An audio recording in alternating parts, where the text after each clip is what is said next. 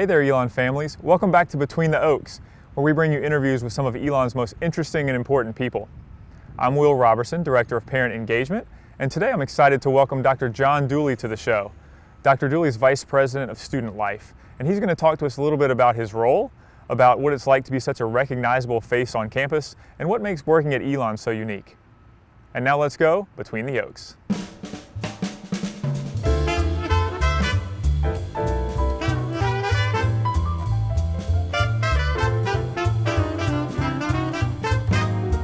We're pleased to be joined this afternoon by Dr. John Dooley. Dr. Dooley, thank you so much for joining us. Glad to be here Between the Oaks. There you go. So I got to say I'm a bit embarrassed that it's taken us this long to get you on the show because you have one of the most forward-facing roles on campus as the VP for Student Life. So I know a lot fits under that umbrella. So tell the parents what exactly goes into your role. What falls under that big umbrella? I appreciate that question. Actually, I'm 30 years in. I'm still trying to explain to my parents what I do on a regular basis. Right. So, I support the team of folks who work to support students in their experience beyond the classroom. So making sure that they're healthy and finding connection and belonging and engagement, and that they can thrive and be successful here. And so, working with lots of out-of-class experiences for students. Yeah. So that seems like it encompasses a lot, right? Like it does. It does. So what motivates you, and why did you choose this career for yourself? What is it about this role that gets you excited every day? Yeah, and I think in some ways I fell into it, and a lot of folks who do this work, they don't grow up thinking I'm going to work in student affairs on a college campus. For me, I was an education major as an undergrad, and so I knew I wanted to work in education. I knew that learning and supporting students and their growth was really important. I was a history and social studies major, and that's what I was going to teach, so that idea of civic engagement and connections. But I was also really involved when I was in college, and so I had a lot of experiences outside the classroom as an undergraduate student, and really was mentored by lots of folks who I now know do this kind of work for a profession. And so as I was going through college, in the back of my mind, I always thought, that looks like a cool job to be able to be involved with education, to do that with students outside the classroom, and to see how they're learning and growing through their experiences in organizations or employment roles. So, so I went to grad school, and I still have a teaching license. I have a plan B in case this gig doesn't work out. 7th grade social studies teacher is calling me if I need it. But I really enjoyed this career, and it's been a great experience. And you've been at Elon since 2014, 2014, is that right? And in this current role since 2017. Correct. Yep. So how has your role and the job itself changed since you've been here? I'm sure it's not exactly the same job that you took 8 years ago. Yeah, that's true. I mean, I think that there are some elements that still feel very familiar. Just the mentoring and the relationships and community. This place is pretty rooted in who we are as an institution, and so there are elements of this job that have not changed at all. I will say during the pandemic, things became very different, and working to try to keep. Many families don't realize that we were fully open, and so that fall of 2020, we were on campus. Every bed was filled. We were having classes in person, and everything that went into managing that and keeping folks healthy and safe as we were open as a campus. That was really hard. And then, the other pieces of the job that nobody tells you is just things like meteorology, and having to understand hurricanes. And I'm from Wisconsin, so I get snowstorms. I'm good with that. But all those other kind of pieces, there's always something happening. And then just obviously all of the things that are happening politically and in our world, and how college campuses have become a crucible for lots of contentious debates, and so that has made this job different every day. Yeah, and you mentioned being from Wisconsin, and you were at Marquette, I believe, right before you came here. I was. How did you find your way to Elon? Yeah, so my wife and I actually both work in higher ed, and she's originally from the South. And so we always had in our mind that North Carolina, Virginia, that this would be a part of the country we'd consider living in someday. I had been at Marquette. We had both been at Marquette for about 16 years. And our kids were of the age that we had this moment where we said, are we going to be here for our entire careers, or might we move? And if we're going to move, we might want to do that soon before we've got a middle schooler that we're moving across the country. And as we were having that conversation, there was a headhunter that was searching for somebody to come to do work at Elon, and it was work that I really enjoyed. And so as I got to visit the campus, I got to know more about this place. It's a pretty special place, and so it definitely was an attraction to come here. Well, that leads in perfectly, thank you, to my next question, which was, how does working at Elon differ from working other places? What makes working here a unique experience? And I don't think that for people who aren't working inside higher ed and don't see the inside baseball, all of this, you might not fully understand, but the relationships between faculty and student life people is very different here than it is many campuses. Okay. So the idea that we are working together, that we are united, focused on student success, that students are at the center of every decision we make at the institution, that doesn't happen every place. Right.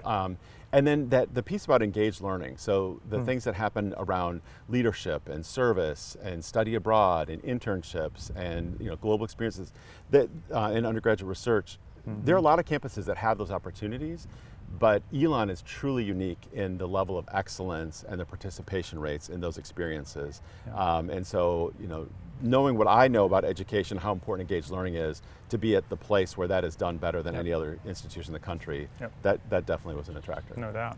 And as I mentioned, your role is a very forward-facing role. I think a lot of students know who you are. They get emails from you. They see you on, and we were just talking with one of our colleagues, Brandon, about all the videos that you do and that sort of thing. Yeah. Tell me about a little bit.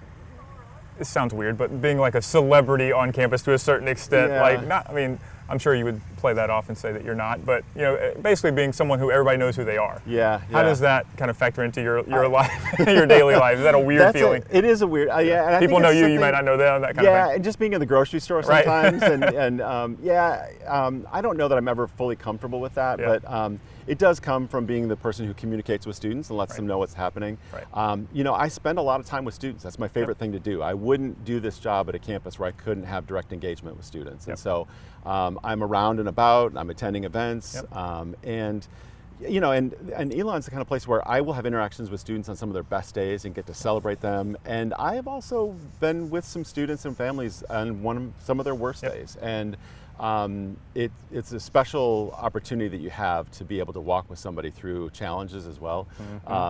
But the piece about sending out emails and it's a little weird. I have 2 kids. One's a senior in college, and our second is a junior in high school right now. And so when the Instagram videos come out, he looks like me. He has my same name. So I'm a little sheepish about all of that, but it's part of the gig, I guess. I gotcha.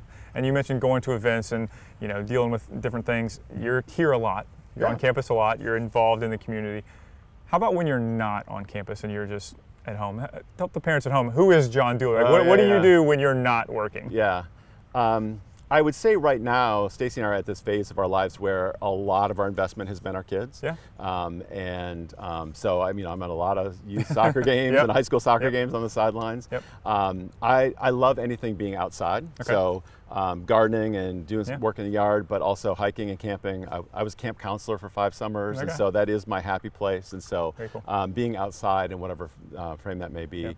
And it is the kind of thing that helps me also clear my head. And when you have a job that you're on 24/7, to be able to unplug and go backpacking and be able to spend some time, that's important time. We talk about healthy you and overall wellness, and I really try to live that out as well. It's important for the faculty and staff as well, not just the students. That's right. All right, last thing I got for you. We always ask our guests here, when parents come to visit campus, the students often want to get off campus, whether it be to grab something to eat or even have something to do. What's a recommendation that you would give a parent who's maybe doesn't know the area very well, they're coming to visit their student? Where should they go while they're here? Well, so restaurant recommendations, I tend to the non-chain kind of places. Although I will say I am from Wisconsin, and when Culver's opened up down the street, earlier this year, I could not have been. It was one of my happiest days. Some cheese curds, some cheese curds, and good custard. So, but I have a friend who's a brewer at Burlington Beer Works. So if you've never been there, downtown Burlington. But I also think, just in general, where we are situated in North Carolina, we are in the center of so much. And so not just here in Alamance County, but as you think about Greensboro and Charlotte and Raleigh-Durham, in those areas, there's a lot happening. Seagrove Pottery, which is down the road. The Blue Ridge Mountains are right there. It's not that far to the beach. And so I think that there's just a lot of opportunity. And so to the degree they have an opportunity to get outside of Alamance County and enjoy parts of North Carolina, I really encourage people to do that too. Yeah, that's what I always tell people about why I like living here. 3 hours to the beach, 3 hours to the mountains. You're kind of right in the middle of everything. Now, are you a mountains person or a beach person? Both, but prefer mountains if I had to pick one. I learned here that you have to add that. That's a question. How about I'm a mountains person. You're mountains. I'm a mountains person. Even though I didn't grow up in mountains, there's that's something just wonderful about them. So. I agree. I'm with you. Well, very good. Well, I appreciate your time so much. That's, what about if parents need to get in touch with you for any reason? What's the best way for them Well, to you've do already that? cued in that I read my emails and I send them. So there you go. I think the easiest thing to do is to email, and it kind of depends. Is it just a concern that they have, and hey, can somebody help me? Help me with this? And as you know, you get them sometimes to parent engagement, and they make their way to me or my team. But direct emails, a phone call, happy to help in any way we can. Very good. Awesome. Well, thank you so much for being here, and thank you those of you at home for watching, and we will look forward to seeing you next month on Between the Oaks.